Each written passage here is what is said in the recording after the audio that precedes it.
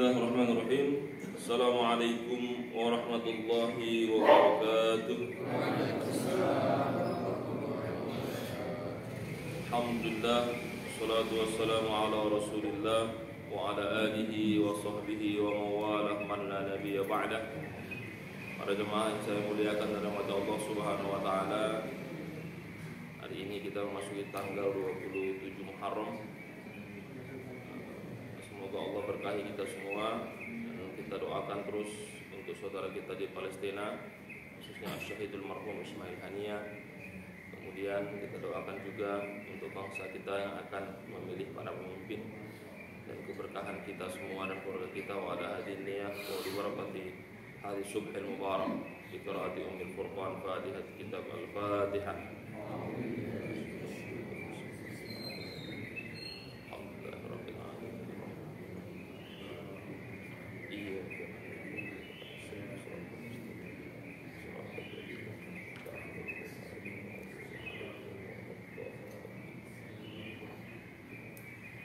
Bapak Ibu para jemaah yang dirahmati Allah Subhanahu wa taala, kita akan memasuki bagian terakhir dari rentetan para khalifah Bani Umayyah, yaitu khalifah ke-13 dan khalifah ke-14.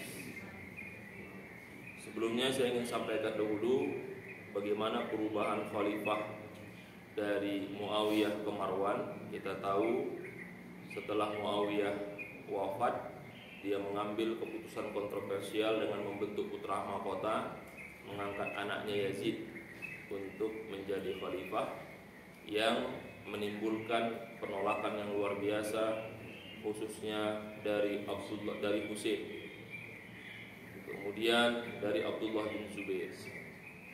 Setelah Yazid wafat, diberikan kepada anaknya Muawiyah bin Yazid atau Muawiyah II, karena memang satu kakeknya. Penolakan semakin lebih besar lagi dari tiga sahabat, Abdullah bin Abbas, kemudian Abdullah bin Mas'ud, dan Abdullah bin Umar, sehingga lengkaplah sahabat-sahabat di Madinah itu menolak pengangkatan Muawiyah bin Yazid bin Muawiyah atau Muawiyah II. Penolakan ini menimbulkan pergeseran politik yang luar biasa, sehingga keluarga Muawiyah atau Alawiyin itu melihat kalau tidak dimunculkan pemimpin alternatif, maka pasti akan kembali berpindah dinasti Muawiyah yang sudah dibentuk kurang lebih 30 tahun.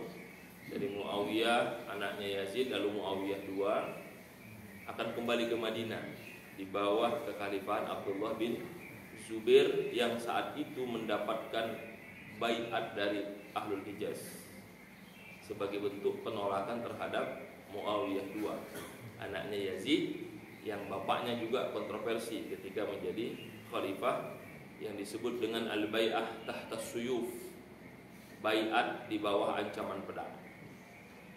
Sehingga muncullah pemimpin alternatif namanya Marwan bin Hakam, yang menjadi sekretaris Khalifah Utsman bin Affan radhiyallahu anhu. Sehingga berpindahlah, masih dalam dinasti Umayyah, dari terah Sufyani, Muawiyah bin Sufyan, ke terah Marwan bin Hakam.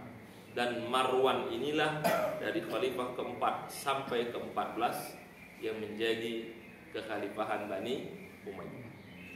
Jadi terahnya Sufyani hanya sampai 3 khalifah, terahnya Marwani khalifah keempat sampai nanti kita bahas terakhir khalifah ke-14. Marwan ini punya anak. Dari anaknya ini muncullah Abdul Malik bin Marwan, yang dikatakan khilafah terkuat setelah Muawiyah yang pertama pendiri dinasti Umayyah. Dia juga memimpin paling lama setelah Muawiyah 20 tahun, dia juga kurang lebih 20 tahun. Abdul Malik bin Marwan inilah yang disebut dengan bapak pembangunan dinasti Umayyah. Dia punya 4 orang anak, yang nantinya 4 anak ini yang akan menjadi khalifah sesudahnya, yaitu Walid bin Abdul Malik, kemudian Yazid bin Abdul Malik, kemudian Sulaiman bin Abdul Malik, dan Hisham bin Abdul Malik. Jadi 4 itu anaknya. Semuanya adalah anak dari Abdul Malik bin Marwan. Putri Abdul Malik bin Marwan yang bernama Fatimah juga menikah dengan Abdul Aziz, Umar bin Abdul Aziz, yang nanti juga menjadi khalifah. Jadi Abdul Malik itu dikenal dengan bapaknya para khalifah dan mertuanya khalifah. Karena nanti ada khilafah Umar bin Abdul Aziz menggantikan Sulaiman bin Abdul Malik. Jadi Abdul Malik dikenal sebagai ayahnya para khalifah dan mertuanya khalifah. Kemudian putrinya Fatimah dikenal dengan saudaranya khalifah dan suaminya khalifah dan dia putri khalifah. Itulah Fatimah.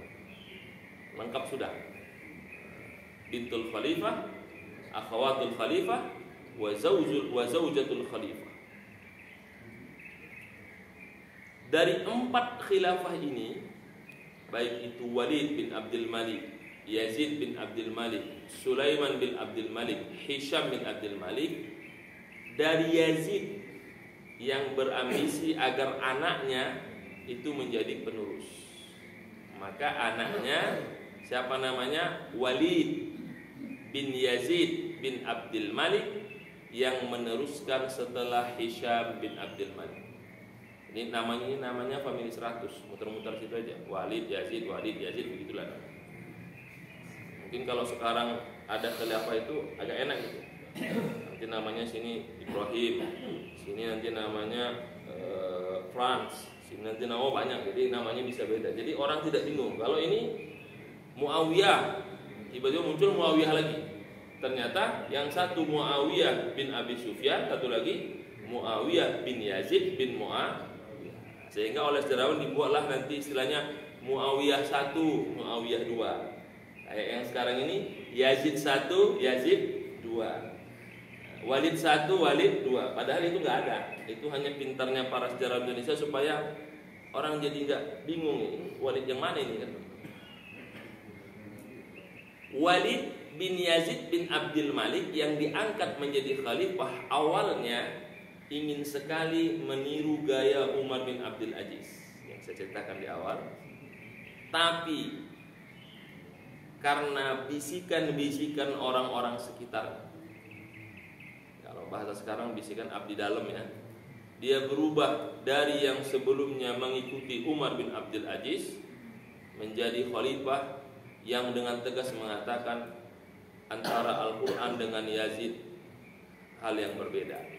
Kata Walid bin Yazid, sebelum saya jadi khalifah, saya adalah ahlul Quran. Setelah saya jadi khalifah, Quran bukan rujukan saya. Kan begitu. Itu yang menimbulkan orang menjadi tidak suka dengan Walid bin Yazid, sehingga dalam versi Imam Asyuti dalam kitab Tarikh Khulafa, versinya negatif semua. Pemabuk, main perempuan, bahkan ada riwayat rencana dia nanti kalau haji mau minum khamar di atas Ka'bah itu, nanti dituangkan di pancoran emasnya itu. Nah, biar jadi khamarnya khamar yang halal. Begitu yang berkembang itu isunya. Padahal tidak begitu, tapi isunya begitu. Saya menyenangi khamar. Dalam Islam itu haram. Supaya halal, ntar saya haji, saya naik ke Ka'bah, saya tuangin dari mizab itu, talang emas itu, supaya jadi halal ya. Pasti orang ngambil semua khamar dari surga. Alhamdulillah ya, tapi ternyata tidak benar. Main perempuan dan sebagainya. Informasi-informasi yang seperti ini terhadap Walid bin Yazid itu memotivasi sepupunya, anak dari khalifah sebelum Yazid, itu Walid bin Abdul Malik. Kan setelah Abdul Malik Walid, Yazid, baru Sulaiman, baru Hisham. Yang Yazid itu punya anak Walid. Yang Walid punya anak Yazid, kan? Beda-beda dikit itu kan. Makanya menjelaskan anak pakai apa namanya? Biar tahu begitu ya. Walid bin Yazid dengan informasi temperamen yang pemabuk suka main kurang perempuan ini membuat motivasi Yazid bin Walid sepupunya untuk memberontak. Dan saudara-saudara yang lain sudah mengatakan, wahai Walid bin Yazid, jangan lakukan pemberontakan. Kita protes boleh, kita tidak senang boleh, tapi kalau kita melakukan pemberontakan itu akan menimbulkan gerakan-gerakan pemberontakan selanjutnya. Itu diingatkan oleh saudara Walid tadi.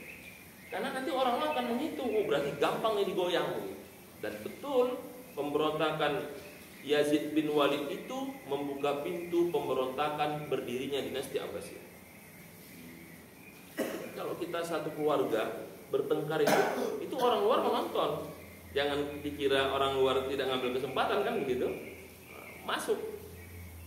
Ketika Yazid bin Walid berkuasa, apa yang terjadi? Dia hanya berkuasa 6 bulan. Kenapa? Penolakannya luar biasa. Itulah khalifah ke-12. Yaitu dari wilayah Yamaniyun, orang-orang Yaman itu menolak naiknya Yazid bin Walid. Kenapa? Karena Yazid bin Walid berontak, sementara pemerintah yang sah adalah Walid bin Yazid.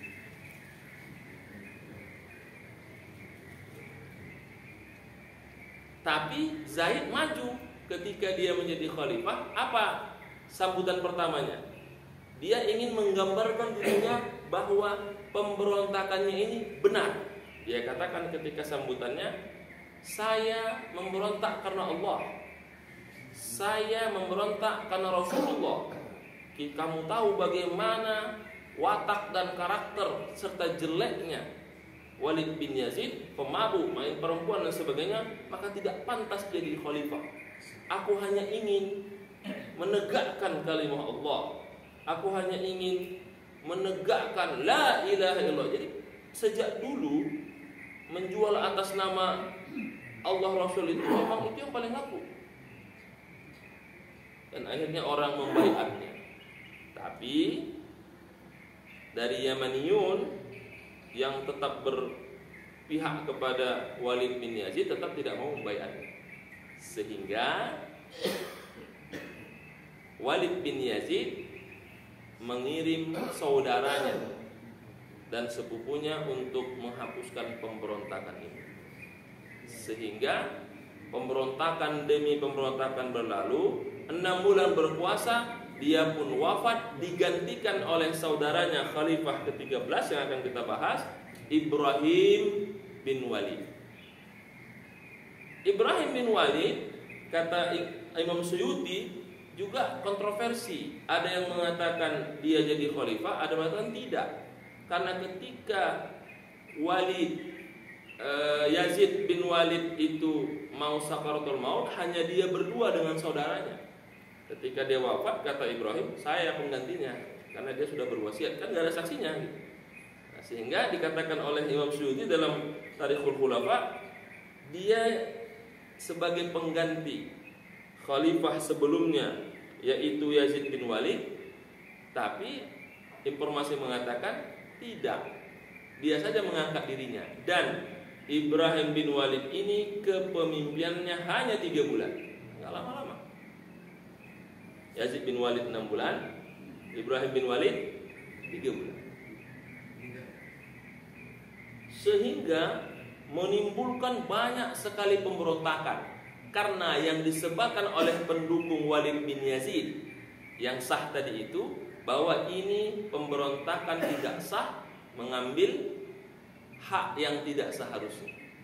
Ibrahim bin Walid menggunakan anak pamannya. Siapa itu? Sulaiman bin Hisham bin Abdul Malik. Kan tadi ada 4 khalifah ya.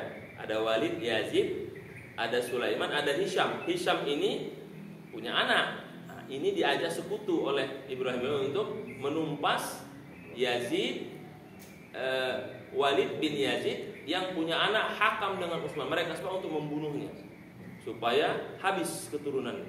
Sehingga setelah Walid bin Yazid wafat, dia punya anak Hakam dan Utsman dibunuh oleh Ibrahim bin Walid dengan Sulaiman bin Hisham, sehingga tidak ada lagi penerusnya. Jadi habislah penerus dari Walid bin Yazid. Maka pilihannya hanya Ibrahim bin Walid. Mendengar informasi ini, khalifah terakhir yaitu Marwan bin Muhammad bin Marwan. Jadi kan khalifah alternatif setelah Muawiyah itu kan Marwan bin Hakam, punya anak Abdul Malik bin Marwan, punya saudara Muhammad bin Marwan. Muhammad bin Marwan ini oleh Abdul Malik diangkat jadi gubernur di Armenia dan Azerbaijan, di sana dia. Sehingga Muhammad bin Marwan itu sangat setia kepada Abdul Malik bin Marwan, sehingga ketika Abdul Malik meneruskan kepada anaknya Walid, Yazid, Sulaiman dengan Hisham, Muhammad bin Marwan tetap menyatakan setia kepada Abdul Malik. Ketika Muhammad punya anak Marwan bin Muhammad, Marwan lagi nih, berarti Marwan 2, itu dibaiat oleh Yazid, oleh Walid bin Yazid untuk menjadi khalifah meneruskan ayahnya, sehingga dia merasa bahwa Walid bin Yazid inilah pemerintah yang sah. Mendengar Yazid diberontak oleh Walid bin Yazid dengan Ibrahim Walid, dia berangkat dari Armenia ke Damaskus untuk mengambil kembali khilafah yang dirampas oleh Ibrahim bin Walid. Apa yang terjadi? Pemberontakan, karena memang penolakannya luar biasa. Yang setuju kepada Walid bin Yazid tidak banyak, Ibrahim tidak banyak. 3 bulan berkuasa diturunkan secara paksa, sehingga Ibrahim bin Walid dengan Sulaiman bin Hisham melarikan diri. Naiklah khalifahnya Pak Marwan bin Muhammad bin Marwan. Jadi disebut dengan Marwan 2, khalifah terakhir. Marwan inilah yang berkuasa agak lama, kurang lebih 5 tahun. Dari 127 sampai 132 Hijriah. Marwan bin Muhammad bin Marwan ini yang disebut dengan gelar Marwan al-Himar, Khalifah Marwan sang keledai. Kata Imam Suyuti, Marwan keledai ini karena keledai itu hewan yang bodoh dan lambat. Padahal Marwan ini terkenal dengan ahlil farusiyah, panglima perang, jenderal yang luar biasa. Tapi 5 tahun jadi khalifah, hidupnya dari perang ke perang. Kenapa? Membasmi pemberontakan, pindah ke sini, pokoknya hidupnya ngurusin perang aja. Sehingga gelarnya apa? Marwan al-Himar, Marwan sang keledai. Dalam arti hidupnya habis untuk perang, dan hidupnya habis dengan kebodohannya, hanya memimpin perang, tidak pernah mengurusin umat. Gelarnya Marwan. Itu gelarnya. Saya sempat mencari dulu kenapa digelar sebagai Marwan keledai, sementara di buku ini nggak disebutkan itu, di versi ini saja. Karena Imam Suyuti memang sejak awal tidak begitu apresiasi kepada dinasti Umayyah, karena dianggap oleh Ahlul Bait mengkooptasi dari haknya Hasan dan Husain. Sehingga versi Imam Suyuti itulah yang kita baca di negara kita, yang sangat cinta kepada Ahlul Bait, sehingga terhadap Muawiyah tentu negatif terus kalimatnya. Tidak disebutkan di sini gelarnya, di sini ada. Kenapa muncul jadi Marwan sang keledai? Ternyata memang dianggap ya tadi itu tidak pantas mereka menjadi khalifah. Ketika Marwan datang untuk mengambil dari Ibrahim bin Walid, dia menemukan bahwa anaknya Walid bin Yazid Hakam sudah dibunuh, maka tidak ada lagi yang menjadi khalifah. Kata Abu Muslim As-Sufyani, tangan kanannya yang pengawal 2 anak khalifah Walid ini, bahwa 2 anaknya ini telah bersepakat kalau kami nanti dibunuh, maka penerus yang layak adalah Marwan bin Muhammad atau Marwan 2. Disampaikanlah oleh Abu Muslim kepada Marwan. Marwan awalnya tidak mau karena memang dia tidak ada niat untuk menjadi khalifah, tapi karena tidak ada yang pantas, atas nama darurat dan tidak ada pilihan. Dan apakah itu betul? Wallahu a'lam bishawab, karena ceritanya begitu ya. Atas nama darurat, kalau bahasa sekarang kita, kalau bukan bapak siapa lagi yang mimpin, kan begitu kalimat-kalimat. Naiklah dia menjadi khalifah yang ke-14. karena Marwan sejak awal tidak punya ambisi jadi khalifah, maka ketika dia jadi khalifah, yang pertama ia lakukan adalah mengislah antara seluruh anak-anaknya dari Abdul Malik bin Marwan. Dari 4 khalifah turunannya, Walid, Yazid, Sulaiman dengan Hisham. Maka dia bertanya kepada umat, kalian maunya apa? Kalau kalian ingin ada pemimpin di setiap kabilah kalian, boleh. Akhirnya kata Imam Tobari diceritakan di situ, kami berhak memilih para pemimpin kami jadi khalifah-khalifah kecil begitu. Kata Marwan, silahkan. Pertama, penduduk Damaskus itu mengangkat khalifah kecil atau disebut dengan amir, gubernur Zamil bin Amru al-Jirani. Kata Marwan, oke, ambil. Kemudian ahli Humus. Jadi Damaskus itu kotanya Humus. Kalau dengar di berita itu yang sering perang Humus itu ya. Kami ingin mengangkat Abdullah bin Syajarah al-Kandi. Oh, silahkan. Kemudian penduduk Jordania, Urdun. Kami ingin mengangkat Walid bin Muawiyah bin Marwan, saudaranya Marwan. Oh, silakan. Dan tadi kan Muhammad Marwan itu punya saudara Walid bin Marwan, terus silakan. Yang paling kontroversial ketika penduduk Palestina mengangkat Sabit bin Naim al-Jazami yang dulu memberontak kepada Marwan di Armenia. Nah, itu Marwan agak lama itu mengiyakan. Tapi untuk mempersatukan umat boleh. Silahkan Sabit bin Naim menjadi amir di Palestina yang nanti akan melakukan pemberontakan. Karena awalnya sudah memberontak kan. Sudah selesai. Enggak masalah kata Marwan bin Muhammad, yang penting kita bersatu. Jadi bagi-bagi kekuasaan lah sudah. Kemudian ketika Marwan memimpin, Ibrahim bin Walid dengan Sulaiman bin Hisham yang melarikan diri itu datang lagi kepada Marwan. Apa datangnya? Minta diberikan perlindungan dan mereka siap membaiat Marwan bin Muhammad. Kata pengikutnya, ini harus dihukum. Kalau tidak nanti akan berontak. Kata Marwan, saya ingin mempersatukan, dimaafkan. Akhirnya Ibrahim bin Walid diterima, khalifah yang diturunkan secara paksa tapi diamankan, dihormati, dikasih haknya. Kemudian Sulaiman bin Hisham supaya lebih akrab, putrinya Sulaiman, 2 orang menikah dengan putrinya Marwan. Nah, jadi besan Sulaiman supaya akrab ini. Nanti Sulaiman ini yang berontak lagi lawan besan nanti. Ya sudah berjalan. Karena sudah semuanya diberikan hak-haknya, termasuk yang Sulaiman yang memberontak ini bertobat, putrinya menikah dengan putranya Marwan, 2 anaknya menikah dengan 2 putrinya Sulaiman bin Hisham. Ya sudah, berarti suasana menjadi tenang. Ternyata itu hanya sementara.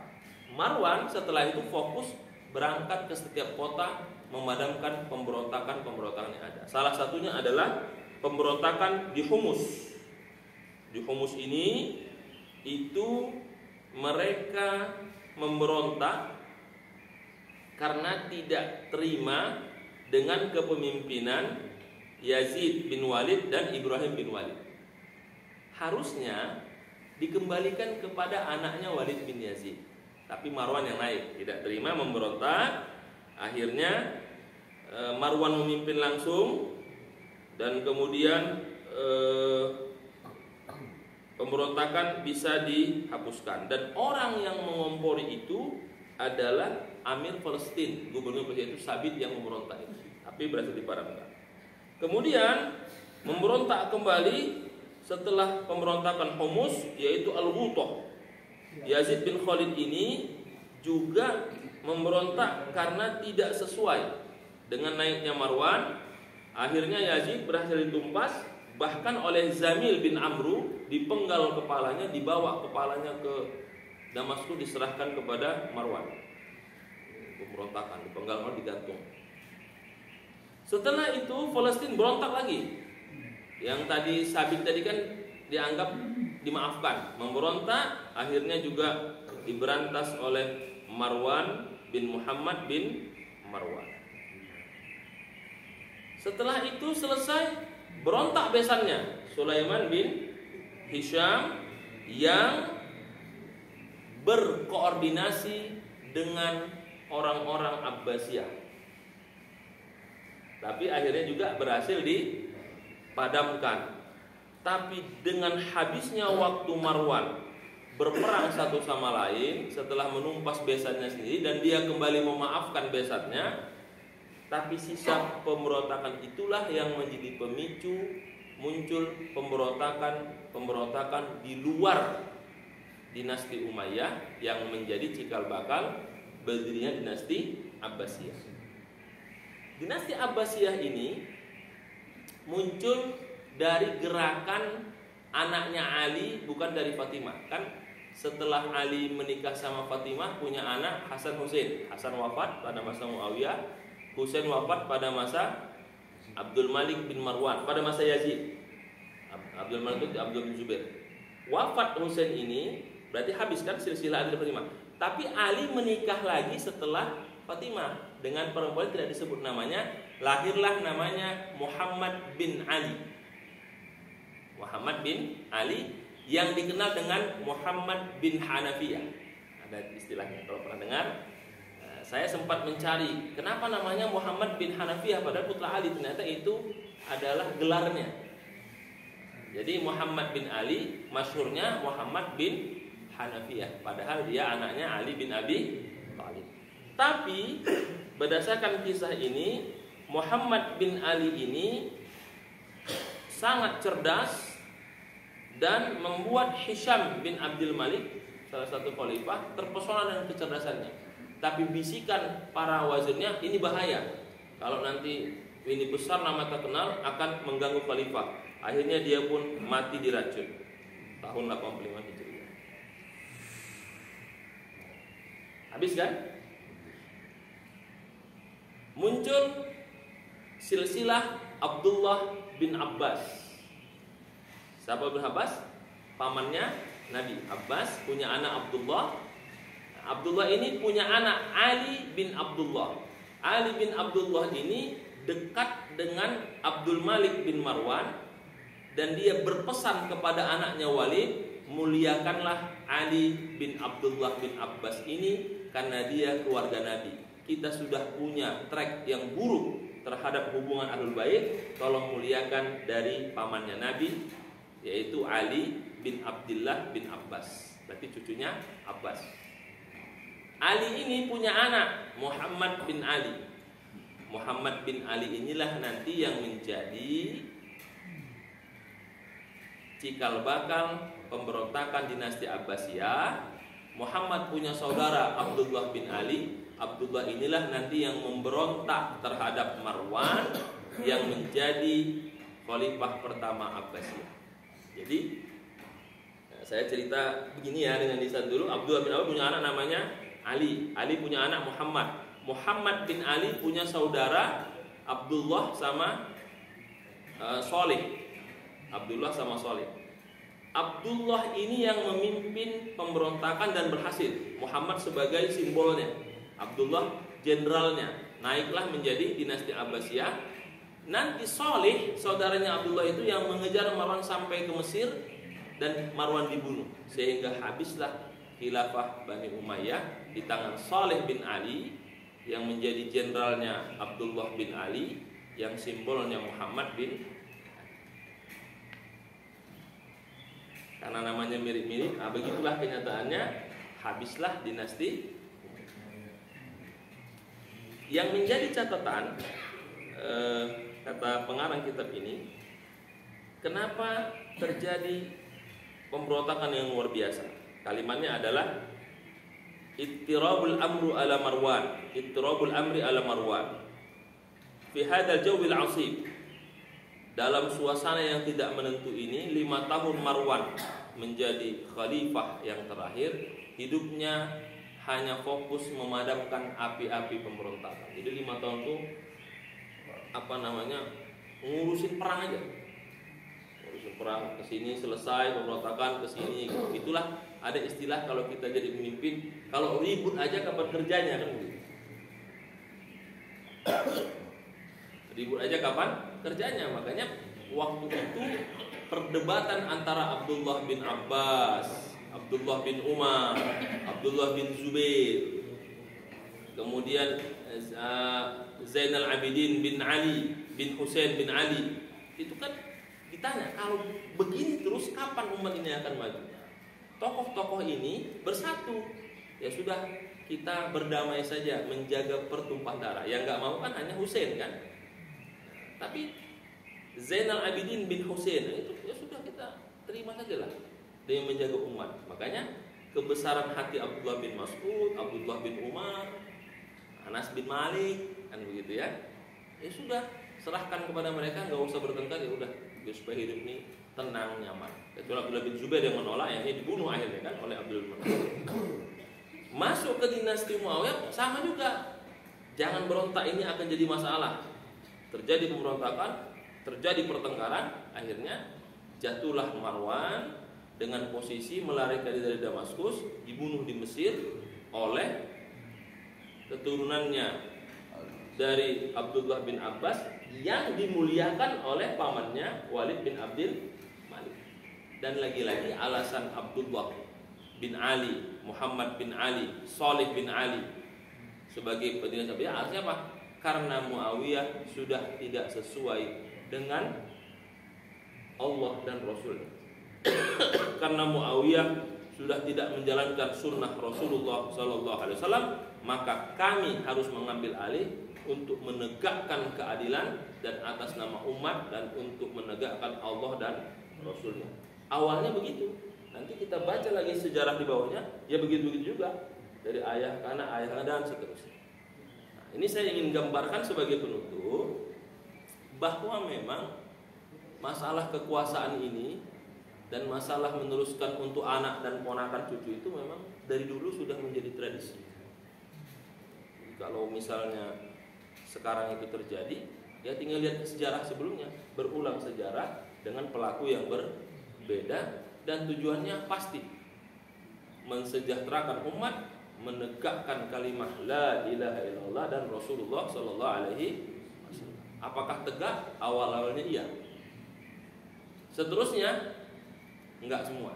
Kira-kira begitulah gambarannya, sehingga Khalifah Marwan mengakhiri kepemimpinannya pada tahun 132 Hijriah dengan terbunuhnya dia pada bulan Dzulhijjah 132 Hijriah di Mesir. Maka habislah dinasti Umayyah, berdirilah dinasti Abbasiyah dari tahun 133 Hijriah dan seterusnya. Kata pengarang kitab ini, hampir seluruh para sejarawan mengatakan Marwanlah yang menjadi penyebab runtuhnya dinasti Umayyah. Kata pengarang kitab ini yang kita jadi rujukan kita, tidak bisa disalahkan Marwan sepenuhnya yang salah. Tapi karena pergolakan sebelumnya, Marwan khalifah terakhir, maka dianggap dialah menjadi penyebab runtuhnya dinasti Umayyah. Padahal dia hanya pemicu runtuhnya dinasti Umayyah karena sudah bertengkar dari khalifah-khalifah sebelumnya, yang pemicu utamanya ketika Walid bin Yazid memberontak terhadap Yazid bin Walid. Kan di situ problem. Jadi Yazid bin Walid berontak kepada Walid bin Yazid di situ. Makanya pemberontakan tidak selesai. Marwan adalah khalifah terakhir. Jadi begini, dalam teori itu, kalau ada pemimpin hebat, sesudahnya nggak hebat, maka yang sesudahnya ini akan dibanding-bandingkan dengan sebelumnya, kan begitu. Nah, tapi sebaliknya, kalau ada pemimpin yang nggak benar, naik yang bagus, maka sesudahnya akan dipuji-puji dari sebelumnya, kan begitu. Kalau ada yang naik di tangan dia lalu runtuhlah negara ini, maka dia akan dikenang sebagai orang yang tidak berhasil memimpin negara. Jadi memang orang-orang yang ketiban sial itu begitu. Terakhir pas dia gitu. Nah, kalau bapak ibu punya anak dua, anak pertama mecahin kaca nggak ketahuan, anak kedua pas apes ketahuan, ini dimarahin kan. Maka kata pengarang ini, tidak bisa kita menyalahkan Marwan bin Muhammad ini menjadi runtuhnya dia, tapi dia menjadi penutup khalifah terakhir yang akhirnya menutup dinasti Umayyah. Dan gelarnya Marwan Al-Himar, kata Imam Suyuti di sini, tidak disebutkan di sini, karena waktunya habis hanya untuk perang, dari medan perang ke medan perang, menghapuskan pemberontakan, tidak pernah sama sekali duduk istirahat di pemerintah atau mengurus rakyat umat. Itu gelarnya Marwan Al-Himar. Dengan begini, kata pengarang ini, dia ingin mengatakan posisi Marwan pada posisi yang tidak bisa dihindari, karena dialah yang membuat runtuhnya atau habisnya Suez, sehingga dia dikenal sebagai khalifah terakhir yang menutup dinasti Umayyah. Padahal terjadinya ini karena khalifah-khalifah sebelumnya. Dan kata pengarang kitab ini, inilah profil para khalifah Umayyah. Setelah ini kita akan membahas sumbangsih dinasti Umayyah selama 91 tahun terhadap perkembangan Islam, terhadap dakwah Islam, dan ekspansi sampai ke negara Asia, khususnya Cina dan India. Itu yang kita bahas nanti setelah ini pada akan datang, tentang keberhasilan terlepas dengan pemberontakan saat itu, tapi 91 tahun itu banyak menghasilkan dakwah Islam yang luar biasa. Salah satunya Islam masuk ke Spanyol, kemudian Islam masuk ke negara-negara Asia di belakangnya, India, kemudian Cina dan seterusnya. Itu termasuk sumbangsih dari dinasti Umayyah yang memerintah kurang lebih 91 tahun, dari 41 Hijriah sampai 132 Hijriah. Tentu kata pengarang ini, kita tidak boleh menyangkal 91 tahun itu pastilah ada keberhasilannya. Tidak mungkin semua pemberontakan, kan begitu. Nah, itulah yang kita bahas, yang menjadi bahasan inti dari pembahasan politik ini, tentang sumbangsih, peran aktif, dan penyebaran Islam pada dinasti Umayyah selama 91 tahun. Saya kira itu profil sudah kita jelaskan. Akan ada nanti pengulangan beberapa hal, tapi poinnya kita sudah tahu bahwa ada 14 khalifah yang sah pada bangsa Umayyah, dan selama itulah Islam berkembang ke seluruh penjuru dunia, sampai ke Asia dan ke seluruh penjuru lainnya. Pengembangan Islam saat itu menjadi dasar dakwah Islam bertebaran kemana-mana dan sampailah ke kita. Demikian dapat saya sampaikan. Mungkin ada yang mau menambah atau bertanya, saya persilakan, atau menambah wawasan kita. Assalamualaikum warahmatullahi wabarakatuh. Siap, silakan. Tadi dalam uraian yang sudah panjang itu, nampak sekali semua khilafah itu lihatnya di depan itu adalah menegakkan kalimat Allah. Betul. Pada akhirnya menyimpang. Jadi ada istilah kan, kekuasaan itu yang untuk korupsi. Nah, itu berkaitan dengan negara kita kan dikasih batas bulan itu, mungkin kepanjangan nggak kira-kira itu juga perlu. Begini Pak, saya mau bahas dulu akan terjadi perbedaan antara sistem tauris, yaitu sistem turun-temurun, dengan sistem kesepakatan bersama. Dinasti Umayyah itu tauris. Siapa pelopornya? Muawiyah. Dengan menciptakan kontroversi kebijakan adanya putra mahkota, mencontoh kepada Persia dan Romawi, dan itu contohnya. Sehingga sementara negara kita kan kesepakatan. Selama kesepakatan tidak dilanggar, maka tidak ada masalah. Kan begitu. Kesepakatan itu direvisi, itu urusan lain. Tapi yang jelas tidak ada yang dilanggar. Karena memang kita dibangun atas kesepakatan. Kenapa terjadi perang Badar? Karena kesepakatan Madinah dilanggar. Kenapa terjadi Fathu Makkah? Karena kesepakatan Hudaybiyah dilanggar. Andai Allah berkehendak saat itu tidak dilanggar oleh orang Yahudi dan Hudaybiyah Quraisy, tentu nggak ada perang. Berarti poinnya di kesepakatan itu. Nah, tinggal kita menjaga kesepakatan itu atau merevisi kesepakatan itu, disitulah peran kita sebagai umat untuk mengontrol itu. Masalahnya kita masa bodoh. Saya pokoknya nggak mau milih, saya golput aja. Udah kepilih, ngomel. Paling banyak ngomelnya lagi. Tapi nggak milih, kan begitu. Yang Yang pertama. Yang kedua, saya pokoknya nggak suka dengan ini, hanya ini the best. Sudah? Yang the best ini bermasalah. Ya namanya manusia, pasti salah. Sementara selama ini dia menyalahkan orang ini, yang dengan pembuktian masa ini yang bersalah, kan begitu? Apa jawabannya? Ya namanya manusia. Berarti yang sini nggak manusia gitu, karena salah terus di matanya, kan gitu. Jadi saya termasuk orang yang sepakat dengan pendapat Abdullah bin Umar, Abdullah bin Abbas dengan Anas bin Malik.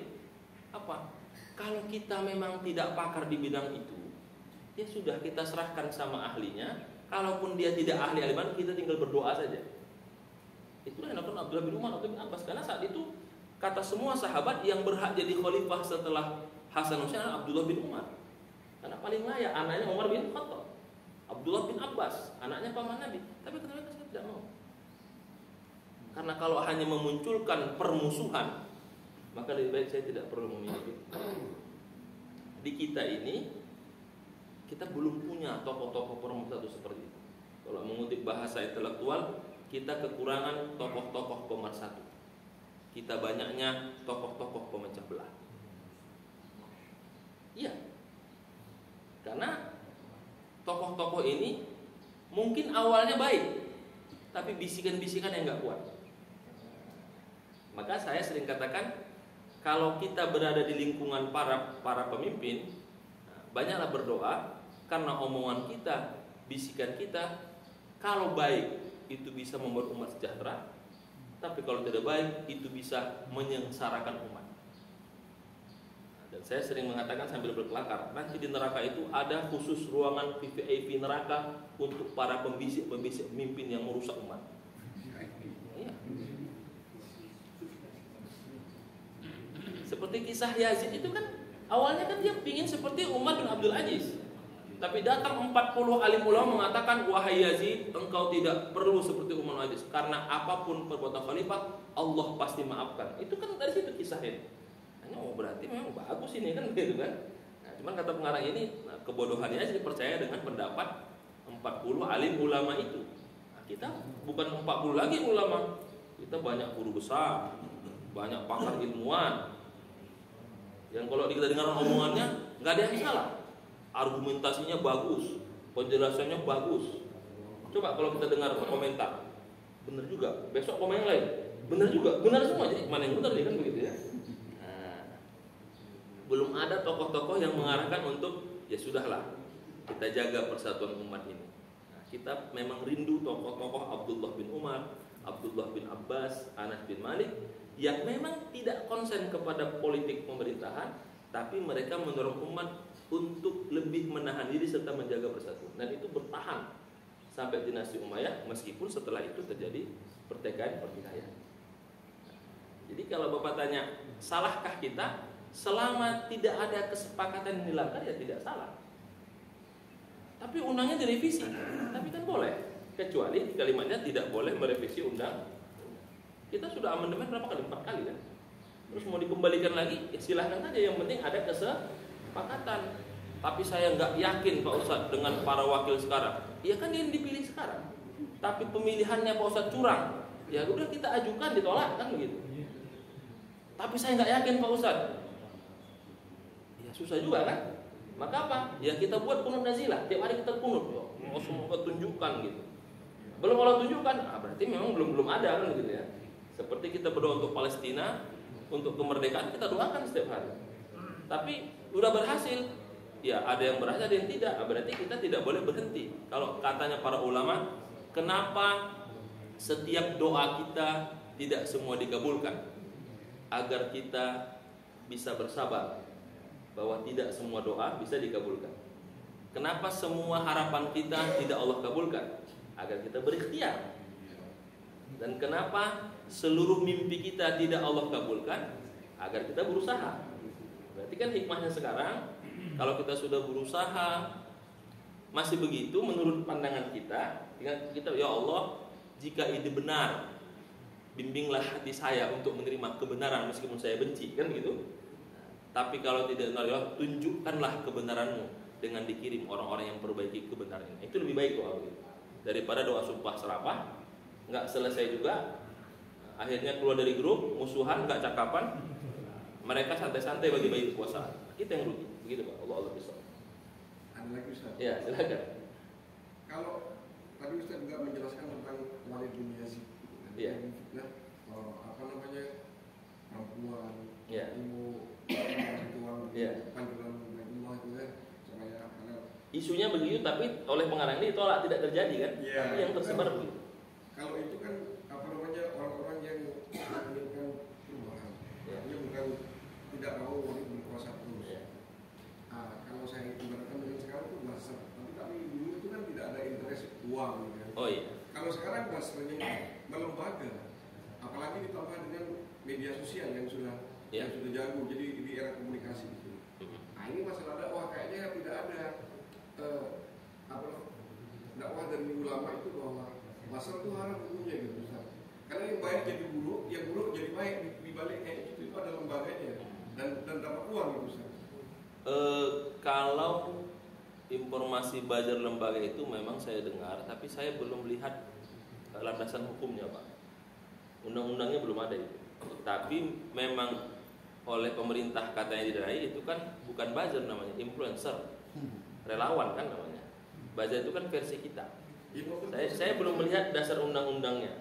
Tapi kalaupun itu ada, tugas kita kalau kita punya perwakilan saudara kita yang jadi DPR, kita tolak itu dengan menggolkan undang-undang buzzernya nanti kan begitu. Kan perjuangan kita di situ, itu yang pertama. Yang kedua, kenapa para ulama tidak ada yang menolak buzzer itu? Saya kira ada Pak, banyak. Cuman kita belum dengar. Karena kan sudah banyak gerakan buzzer syar'i, relawan mujahid Islami, cyber army Islam, udah banyak Pak. Tapi mereka-mereka ini terafiliasi ke salah satu partai sehingga dianggap parsial. Nah, itu aja masalahnya. Sementara partai-partai Islam juga lagi ribut. Ada yang mau ngambil alih lah, ada yang mau inilah, ada mengirim tim pansus lah kan. Kita bingung juga. Partai Islam terpecah lagi lah, tidak berdekatan. Terus sekarang mau pilkada bersatu lagi. Kita kan bingung ini. Di sana waktu pemilu presiden terpisah dari partai Islam, pecah. Sekarang pilkada daerah nyatu lagi. Tanya kenapa bersatu Pak Ustadz, Pak Kiai? Atas nama masalah umat. Nanti habis pilkada berantem lagi tuh gitu. Itu yang kita tidak punya volumenya. Jadi kalau tanya peran ulama sudah menyampaikan untuk bersatu. Tapi memang umat kita juga tidak menganggap perkataan ulama itu menjadi dasar untuk mengambil kebijakan. Ulama itu sekarang hanya dipakai karena 3 hal. 1, kalau misalnya dia melakukan kesalahan, cari pembenaran supaya Allah maafkan. Maka nanya para ulama, ada nggak dalil yang memaafkan ini? Ada nggak dalil yang kira-kira boleh kan begitu? Pertama. Kedua, kalau ada yang meninggal, karena tidak semua bisa baca surat Yasin dan baca doa dan berikan tausiah. Nah, yang ketiga, kalau sakit. Tapi semenjak BPJS sekarang gampang, udah berkurang itu. Minta obat sama kiai air putih itu. Sekarang langsung BPJS aja Pak. Jadi kalau Bapak tanya apakah ada peran ulama, ada. Apa buktinya? Sampai saat ini bangsa ini masih tidak ada pemberontakan. Itu karena peran ulama di pelosok daerah di mana-mana yang tidak tampil, tapi mereka menenangkan kepada umat. Karena kalau misalnya ulama tidak berperan, mungkin sudah banyak pemberontakan di setiap daerah. Tapi kan sampai sekarang enggak. Kenapa? Peran ulama tadi. Hanya masalahnya kita nggak dengar saja informasinya. Karena mungkin di kampung kan dia jangankan pakai medsos, pakai HP aja nggak bisa kan. Dan ulama besar itu kan jarang pakai HP kan. Nah, jadi dan nggak ada juga ulama kampung punya grup WA kan. WA ulama kampung nggak ada juga. Tapi kalau ngaku aliansi ulama pendukung 01-3 banyak kemarin grupnya kan. Saya ditawari masuk 3 grup, keluar semua saya kan begitu kan. Ulama 01, ulama 02, ulama 03 kan. Karena dianggap hanya netral masuk semua, hanya keluar semua kita kan. Mendoakan aja lah. Jadi kalau ditanya peran ulama saya kira sudah banyak Pak. Nah, tapi kita tinggal mencari ulama-ulama seperti Abdullah bin Umar, Abdullah bin Abbas, Anas bin Malik yang tidak terlibat politik praktis, tapi juga tidak merendahkan yang masuk politik, juga tidak memuliakan ini, tapi di tengah saja. Pakai hati nurani, tambah ilmu, tambah wawasan. Kalau benar ikuti, kalau tidak jangan ikuti, tapi jangan pernah mencaci. Itu kan yang perlu kita tunggu itu. Dan alhamdulillah sampai saat ini bangsa kita masih aman. Amannya bagaimana? Tidak ada pemberontakan. Paling pemberontakan di WA saja Pak, sama di medsos. Tidak, masyarakat masih, Masya Allah, masih mau, masih bisa menjaga persen. Dan itu kita doakan ke depannya kita semakin diberikan petunjuk. Yang saya bilang tadi, doa kita, ya Allah, jika pilihan yang saya pilih ini tidak benar ya Allah, maka bimbinglah hati saya untuk menerima kebenaran yang saya tidak suka. Kan gitu. Yang kedua, kalau tidak benar ya Allah, maka utuslah orang yang akan bisa memperbaiki kebenaran itu.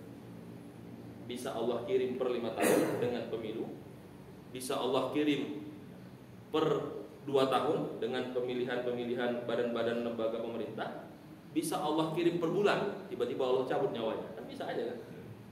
Kita nggak tahu. Kasus Ismail Haniyah, siapa yang menyangka setelah meninggalnya Syekh Yasin habis Hamas, muncul Rantisi lebih hebat dari Syekh Yasin. Setelah meninggal Rantisi habis Hamas, muncul Ismail Haniyah lebih hebat lagi. Dan bisa jadi setelah wafatnya Ismail Haniyah akan muncul orang lebih hebat dari Ismail Haniyah. Dan itu sudah janji Allah. Inna ma'al usri, di setiap kesulitan ada kemudahan, di setiap penderitaan ada kemenangan, di setiap kemenangan ada cobaan. Itu merupakan kata Allah, wa tilkal ayyam nudawiluha. Memang begitulah sunnatullah. Tinggal kita sabar saja. Kalau sekarang kita dapat di masa-masa begini, nanti akan ada masanya. Bisa jadi kita hidup menyaksikannya, atau paling tidak anak kita nanti yang menjadi perubahan. Karena begitu Pak. Karena saya pun tidak tahu, tapi saya termasuk orang yang tidak sepakat dengan buzzer itu. Kalaupun memang kita ingin menolak, ya kita berharap wakil-wakil Islam, partai Islam ini berjuang untuk bisa menolak itu, bahkan kalau bisa dipidanakan kan. Nah, ini kayak sekarang ini kan sudah banyak usaha-usaha begitu, tapi ya kita nggak tahu nih. Mudah-mudahan nanti dengan kuasa Allah dan kita terus berikhtiar melalui wakil-wakil rakyat kita, itu bisa sedikit demi sedikit mengarahkan. Saya selalu mencontohkan begini Pak. Saya selalu sering menyebut ini, saya ulang-ulang di mana-mana. Dulu tahun 80-an sulit sekali kita mencari tempat sholat di ruang-ruang publik. Saya masih ingat itu. Sekarang semenjak reformasi, Bapak nonton di bioskop ada ruang sholat, Bapak makan di restoran ada ruang sholat, Bapak turun di S2 ada ruang sholat, Bapak ke bandara ada ruang. Dulu nggak ada Pak, tahun 80-an itu saya masih susah nyari. Sekarang di mana-mana bisa sholat Pak. Nah, berarti itu kan saya buka di internet, itu namanya ada undang-undang pelayanan publik yang mewajibkan itu harus ada ruang ibadah. Berarti kan itu perubahan meskipun kecil ya, tapi itu juga salah satu yang kita rasakan. Kita semakin mudah ibadah sekarang, semakin mudah. Hanya saya suka dalam hati kayaknya kita perlu banyak mengaji ya, teman-teman yang di SPBU lagi sholat gitu ya, udah tahu banyak antri, dia masih menggunakan pemahaman ilmunya, dia wirid, dia baca doa, dia zikir di situ. Dalam hati ini orang kurang ngaji. Orang antri kan dia itu mau sholat, dia dengan mantapnya ngapain? Zikir, baca doa, tahlil lagi itu. Nah ini juga harus kita luruskan. Tahlilnya nanti orang mau sholat kan gitu ya. Nah, saya kemarin di SPBU di tol itu berhenti mau sholat, saya liatin aja orang dengan makin kusuk dia berdoa, mimpin tahlil itu. Waduh, ini udah sholat maghrib mau gimana ini kan gitu. Nah ini yang perlu kita luruskan. Kalau sudah ruang publik begitu ya cepat sholatnya, doanya nanti biar orang gantian gitu. Tapi ya karena mungkin dia meyakini harus dakwah mensyiarkan Islam, ya udah dia mimpin sholat, tahlil, doa, zikir lagi. Mantap lah itu Pak. Kita yang nunggunya di belakang begini ya. Terus abis itu dia sholat sunnah lagi. Nah ini saya terus terang, ini harus kita perbaiki cara berpikir itu. Boleh, kita nggak salahkan, tapi jangan di tempat SPBU yang orang ngantri, yang shopnya hanya bisa 5 orang. Kalau ada 50 orang kan 10 kali sholat itu Pak. Terus, tapi yang dilakukan apa? Jadi imam, zikir, tahlil, sholat badiah lagi Pak. Jadi lama jadinya orang. Nah ini harus kita perbaiki Pak. Yang pola pikir inilah yang banyak saya temukan kalau saya lagi jalan berhenti di tol itu. Saya hanya senyum. Berarti dalam hati saya, tugas saya sebagai yang paham agama mendaik harus saya sampaikan dalam forum-forum seperti ini, supaya kalau Bapak berhenti begitu, sholat saja sesuai kewajibannya, sunnah-sunnahnya nanti di tempat lain. Karena banyak orang antri, apalagi sholat maghrib. Kemarin saya habis ngisi di Lanut Halim itu, pulang dari sana saya mau sholat maghrib nunggu gitu. Udah ada 20 orang. Mantap dia mimpin. Baca wirid, tahlil, badiah lagi. Masya Allah. Nah, itu kan membuat orang jadi nggak sholat kan? Sementara maghrib waktunya sangat itu Pak. Terus kemudian menunjukkan bahwa inilah kami punya ibadah sendiri. Nah, itu yang kadang-kadang harus kita perbaiki supaya dalam agama itu mana waktu kita menunjukkan ibadah kita, mana waktu kita beribadah menghargai orang lain. Makanya kata Rasul, Anda boleh sholat sekhusyuk-khusyuknya, sujud lama baca doa, Anda boleh bacaan sholat itu lama sampai setengah Quran, Anda boleh. Tapi kalau Anda sholat sendiri, kalau berjamaah standar-standar saja. Kan itu jelas perintahnya. Begitu Pak. Cukup Pak ya. Baik, semoga Allah berkahi kita semua dan semoga Allah berikan kita keberkahan, kecerdasan dan kebijaksanaan untuk bisa mengambil dari sejarah-sejarah ini. Poinnya adalah kita sebagai umat Islam harus bijaksana, tapi tidak boleh buat kita lupa bahwa amar nahi mungkar itu berbanding sama. Tidak boleh ma'ruf mungkarnya kita lupakan, tidak boleh mungkar ma'rufnya kita lewatkan. Walakum minkum subhanallahi wa bihamdika asyhadu an la ilaha illa anta astaghfiruka wa atubu ilaik. Assalamualaikum warahmatullahi wabarakatuh.